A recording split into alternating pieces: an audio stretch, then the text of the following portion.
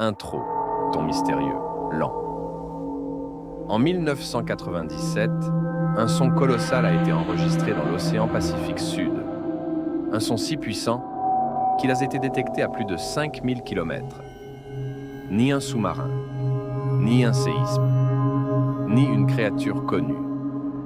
Ce son, on l'a appelé le bloop. Et depuis plus de 25 ans, la science n'a toujours aucune explication.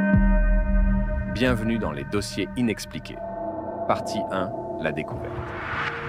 Le 19 mai 1997, des hydrophones placés dans l'océan captent un bruit étrange. Très grave, très fort, et diffusé à travers des milliers de kilomètres d'eau. Un son organique, presque vivant. Voici ce qu'ils ont entendu.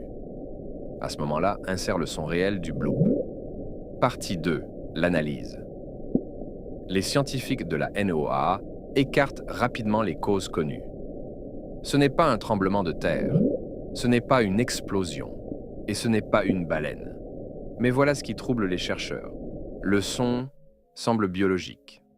Il possède une structure proche de celle des sons émis par certains animaux marins.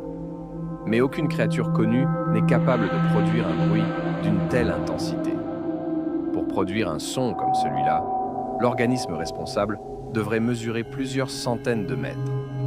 Partie 3, les théories.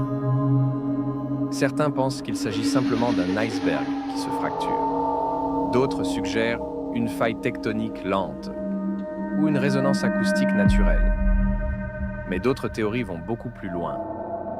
Et si le bloop venait d'une créature géante, tapie dans les abysses, là où la lumière ne pénètre jamais?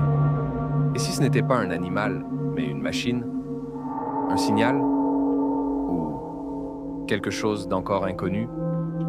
Fin, conclusion plus, appel à commentaires.